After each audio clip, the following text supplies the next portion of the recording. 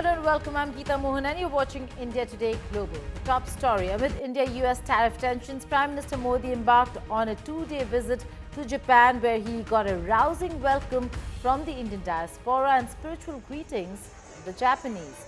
But ahead of the visit, Japan's top trade negotiator Ryoshi Akazawa abruptly cancelled a visit to Washington where a deal of $550 billion was to be finalized in exchange for some relief from high tariff rates. Japan, however, attributed the delay to administrative issues.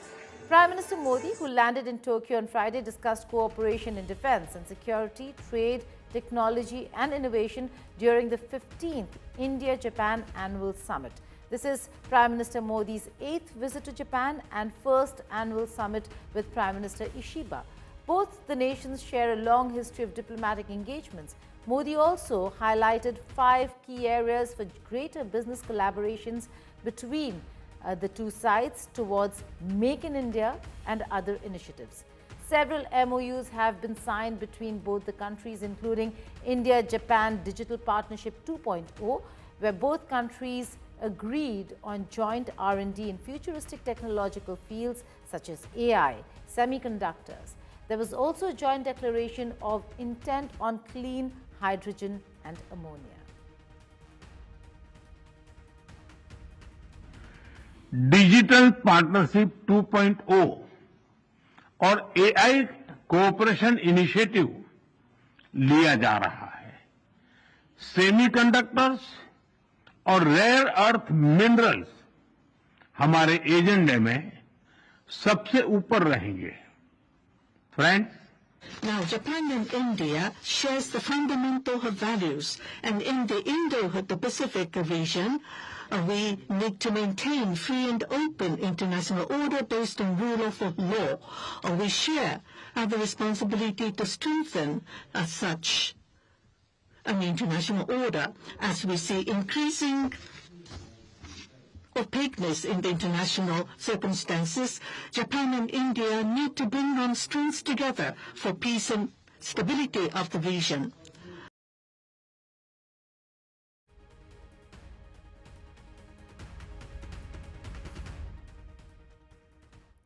Right, and to discuss this and more, I'm being joined by strategic affairs expert Brahma Chalani and former diplomat Ambassador Ashok Sajjanhar. Brahma, if I could come to you first. You had tweeted about it, and that's a very significant message that you put out, that everybody's focused on China, but the more important visit is Japan. In your appreciation, what is the big takeaway that you see from this visit of Prime Minister Modi in Japan? There is an annual summit that the two countries are supposed to hold, but that annual summit is not being held annually. So it's very good that Prime Minister Modi has gone to China at this time by going to Japan. By going to Japan, he has balanced his China trip, which is a very good signal, because the Chinese leaders, as we all know, often come to India, then go to Pakistan, or go to Pakistan, come to India. But Modi is showing that India can also play the same card. Japan and China have been historical rivals, and the Prime Minister's trip to Tokyo before going to Tianjin for the SCO summit is a very good message to Beijing. It's important to remember that Japan, India, and China make a strategic triangle. In the strategic triangle, if Japan is B and India is C, B plus C will always be greater than A, which is China. If B plus C will always be greater than A economically and militarily. So India-Japan partnership is vital for Asian power balance and stability. Unfortunately, at the moment, Prime Minister Ishiba's future hangs in the balance. Yet, the institutionalized collaboration that has developed between India and Japan, that will continue irrespective of who's the Prime Minister in Tokyo or in New Delhi. This is a relationship between two natural allies. Look at it, Geeta, that when the Prime Minister goes to Tianjin and meets with Xi Jinping, He'll be discussing how to manage differences, how to moderate disputes, temper down disputes. But in Tokyo, his discussions with Ishiba have been about reinforcing an already flourishing strategic and economic partnership. So Right. it's a stark contrast to the kind of discussions that you will have in Tianjin. Well, absolutely. Ambassador Sajjan, stark contrast, but would you agree that this was a very crucial visit? And clubbing Japan with the China visit that was because of SCO certainly is clear messaging from Indian side. Absolutely. And thank you very much, Geeta. I think in the past also, if you remember the first visit that Prime Minister Modi had undertaken to China, he'd gone to Mongolia, he'd gone to South Korea along with those visits. And I think sometime later, again, when he went to China, he also came to Vietnam. So I think the Prime Minister always tries to balance those visits.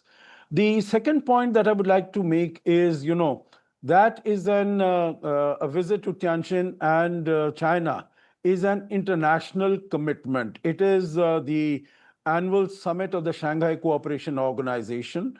Barring last year when Prime Minister could not go because of the Parliament session in India immediately after the elections here, and 2023 when we were hosting our own summit, Prime Minister Modi has attended all SCO summits. So that was a given. But I think coming to Japan, particularly in the context of the geopolitical changes, the turbulence, and the flux that is taking place, I think for bilateral reasons, in terms of strengthening the economic and strategic cooperation, also sending out a message, as has been mentioned, to China, but also sending out a message to the United States, because both India and Japan are at the receiving end as far as the tariffs from Mr. Trump are concerned. So I think on a variety in a variety of perspectives, this was a very significant visit. And if you look at the outcomes, Geeta, then of course the significance and the importance of this visit in bilateral context, regional and global context increases all the more. All right, let's deliberate upon what happens when he goes to China as well. That's a very important part of this entire visit.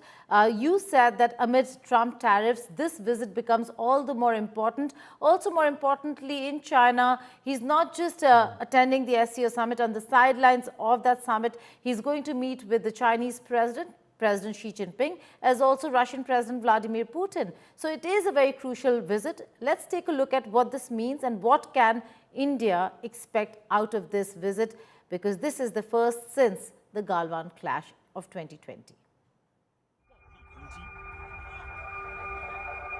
2020 Galwan clash, one of the worst phases in India-China relations. But as a thaw seemed nearly impossible, in 2025 the world is set to see a reset in the ties between both the nations. After Prime Minister Modi concludes a two-day visit to Japan, his next stop will be China, where he will hold bilateral talks with President Xi Jinping on the sidelines of the Shanghai Cooperation Organization summit in Tianjin. Modi's visit to China will be his first visit in 7 years. During this visit, he is likely to meet Russian President Vladimir Putin, a prominent member of the SCO. This meet comes at a time when India is being alleged of funding the Ukraine war and filling the Russian coffers by purchasing oil. Pakistan, which has been recently enjoying America's generosity and its military leadership being hosted in the White House, is also a part of the SCO summit. Speaking during an interview to Japan's largest national newspaper, the Yomiuri Shimbun, Modi stressed that India-China relations is crucial for a multipolar Asia and a multipolar world. India-China has had relations spanning from ancient trade and cultural ties, notably the spread of Buddhism and the selection of the Holiness the Dalai Lama, to a modern diplomatic partnership in 1950 that soured with the 1962 Sino-Indian War, leading to border disputes. Both the countries have been members of the SCO and BRICS, and both these platforms have given jitters to the United States, both economically and geopolitically. US has imposed 50% tariff on India, which came into effect from August 27. The rationale behind the additional tariff of 25% is that US has imposed penalty on India because India has been purchasing Russian oil and thereby has been funding Moscow's war machine in Ukraine. Following the Galwan clash, Prime Minister Modi and President Xi met on the sidelines of the BRICS summit in Russian Kazan in October 2024. Earlier, Chinese Foreign Minister Wang Yi visited India and met Prime Minister Modi. He also met External Affairs Minister S. Jaishankar and NSA Ajit Doval, during which both countries agreed to form new mechanism to their decades-old boundary dispute. Mahashweta Lala, Bureau Report, India Today. Brahma, if I could come to you, is this strategic autonomy or strategic necessity? That's a good question. But I think to answer your question, let's keep in mind some important facts. The Prime Minister's visit is supposedly for the SCO summit. At least that's the rationale for going to Tianjin. But the decision to go this year to the SCO summit is probably more about signaling conciliation toward China than about the SCO. For example, last year's SCO summit in Astana, Kazakhstan, Modi skipped that summit.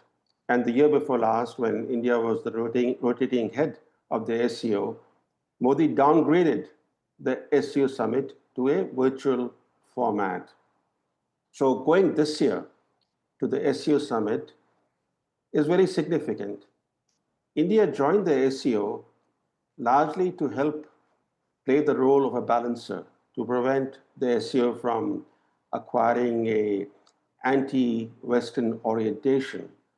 But the SCO still has become increasingly apparent, especially as it has expanded. Its latest entrant is Iran. And China is increasingly in the driver's seat in the SCO. India is the odd man out.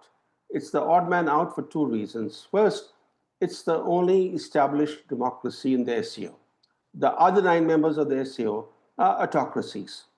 Second, the other 9 members of the SCO are all partner countries of China's Belt and Road Initiative, which India has opposed right from the beginning as a neo-colonial enterprise.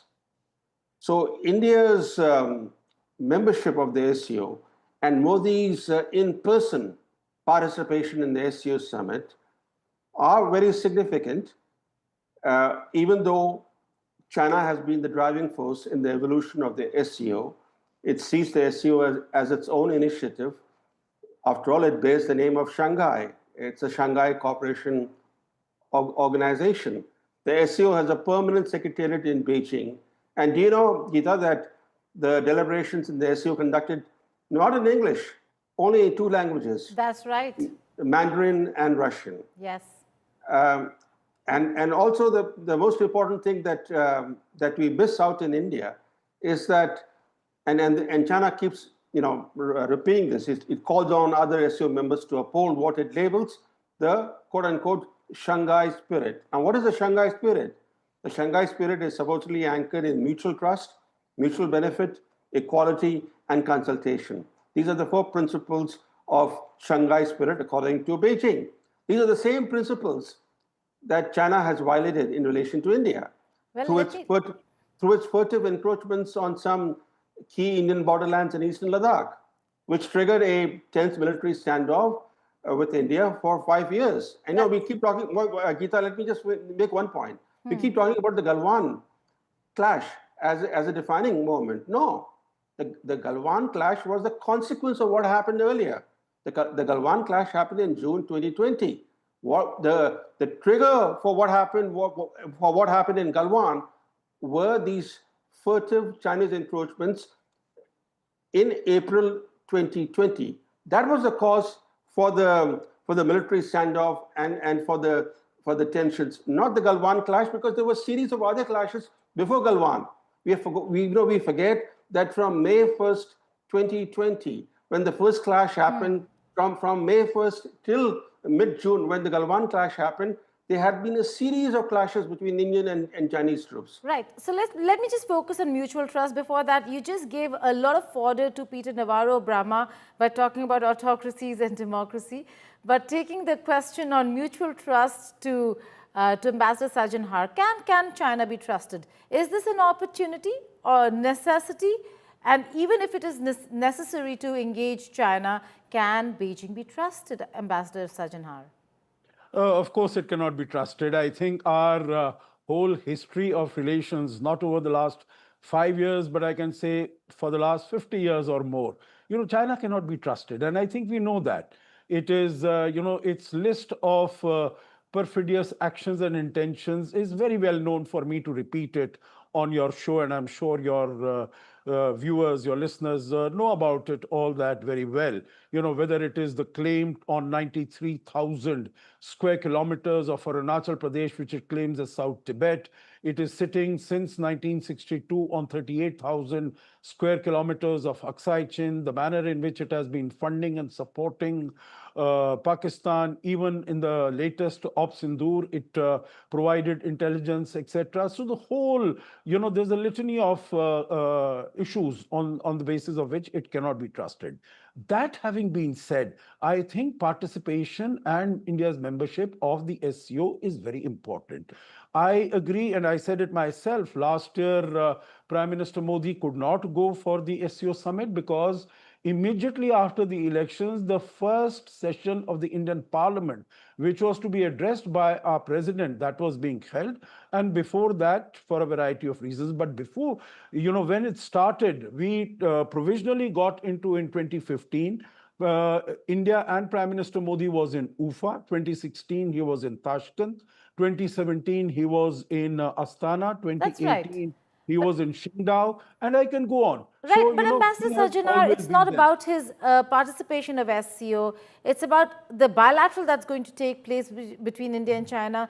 What should then we expect out of this meeting? What would you look at as the big takeaway? Big takeaway is, we are not getting into an embrace with China. We are getting into a normal and stabilization exercise with China, which started in October of last year when the two leaders met in Kazan on the sidelines of the BRICS summit. And I think two large countries, 1.4 billion people each, an unsettled border, large economies, large militaries. I think it is good for both these countries to have normal, stable relations, maybe not warm, friendly, cordial, and very expansive or deep relations as we have with Japan or with any of the strategic partners. So basically ensuring that there is stability, there is peace and tranquility on the border. Border management should be done. India has some problem with China on the trade issue also, in terms of imports of some rare earth magnets, in terms of fertilizer, in terms of tunnel boring machines, etc. When Wang Yi was in Delhi, we have been able to, get some sort of a commitment from him. So I think there are all these issues. And as far as Mr. Trump is concerned, there might not be anything substantive, but I think signaling and messaging, Geeta, is important. And in that context, his meeting with Xi Jinping would be important. Last point, if you permit, I would like to mention this, yes. In terms of the utility of the SCO for us. It is not only, it is a China-led organization. Russia is also there. Right. But, it provides a platform to me to engage with the Central Asian countries. Right. And that is a very important element because I do not have any other platform except on a bilateral basis. So here, my Prime Minister can, and at different levels, ministers, Raksha Mantri, External Affairs Minister, senior officials, they can connect with their counterparts from Central Asia. Right. Ambassador Sajjan Har, Brahmachalani, thank you so much for joining us. We are yet to see disengagement completely by China. So let's see what happens from here on. Thank you so much, gentlemen, for joining me. Here's my piece on can India trust China? Can Modi trust Xi Jinping? Watch the full show on India Today Global's YouTube channel, but here is an excerpt.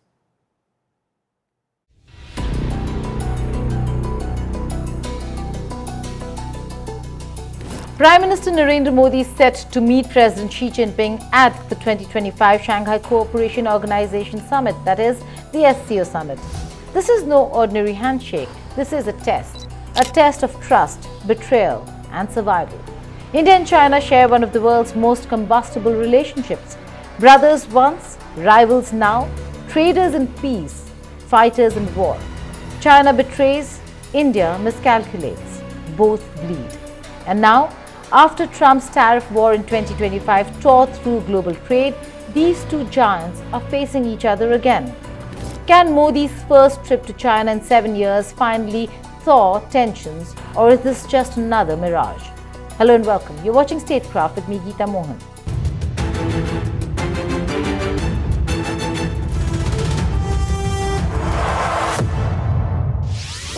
The backdrop is explosive.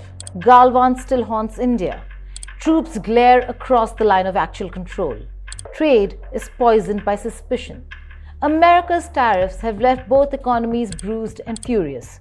Modi once believed leader-to-leader diplomacy could tame Beijing. Xi once smiled and struck at the border. Now, flights are resuming, pilgrimage routes are reopening, trade flows are cautiously returning. But behind the smiles is raw mistrust. Is this a genuine recalibration or just a pause before the next betrayal? The stage is carefully choreographed. Sovereignty, territorial integrity, trade, every handshake carries weight. Every word is calculated. This is not friendship. This is survival. Behind closed doors, the stakes are far higher than photo ops. Troop pullbacks, trade agreements, climate cooperation, these are tactical maneuvers. Modi will push for India's economic and territorial interests. Xi will advance Beijing's vision of Asian primacy. This is high-stakes diplomacy. Border is the shadow that never disappears. Galwan in 2020 shattered illusions. Soldiers on both sides died, and with it, trust died. Even now, despite disengagement, thousands of troops remain dug in. Roads, bunkers, airstrips. The Himalayas are militarized like never before. Maps released by China claiming Arunachal Pradesh are knives to India's pride. Every Chinese patrol crossing into disputed zones is another cut. India responds. China pushes back. Talks drag on. Nothing really moves. The LAC is more than a line. It is a symbol of suspicion, a test of patience. Every summit must confront it. Can diplomacy tame mountains? Or are these ridges destined to remain walls of mistrust? Hindi Chini Bhai Bhai, remember that? The 1950s, Panchsheel, smiles, handshake. Then, 1962, China struck, India reeled, and the brotherhood became betrayal. Since then, the cycle repeats. A smile, a summit, then a stab in the back. Beijing perfected humiliation, refusing ambassadors, publishing provocative maps, blocking India in global forums, shielding Pakistan at the United Nations. Every gesture carries a sting. Every promise has a catch. India too has stumbled. Diplomacy often reacts rather than anticipates. When crises hit, there was no structural buffer, only mistrust, anger, and reactive policy. Modi believed in personal rapport. But can rapport and handshake substitute for planning and strategy? Nehru believed slogans could erase suspicion. Both were proven wrong. India failed to build robust institutions for managing China. Military modernization lagged. Intelligence was fragmented. China has also blocked India's rise on the global stage. Nuclear suppliers group? Vetoed. United Nations Security Council reform? Blocked. Every lever has been used to keep India just short of global parity. Betrayal is strategic and repeated. Trump's 2025 tariff war reshaped Asia. America slapped India. America slapped China. Both economies bruised. Supply chains rattled. Markets trembled. Beijing publicly supported India's protest against Trump's tariffs. Flights resumed. Visas were issued. Pilgrimages reopened. Trade flows cautiously returned. Working groups emerged. Climate and tech cooperation restarted. This alignment is tactical, not friendship. Necessity, not trust. The enemy of my enemy became a temporary ally. Both nations saw the value of recalibration. But is temporary alignment enough to overcome decades of mistrust? India trusted too much. China betrayed too often. That is the cycle. The lesson is brutal. Don't mistake handshakes for guarantees. Don't hope friendship can erase betrayal. India must plan strategically, proactively, institutionally. China must restrain its aggressive tools, including Pakistan and border manipulations. Otherwise, history repeats itself. That's all in this edition of India Today Global. Thank you for watching. Goodbye and take care.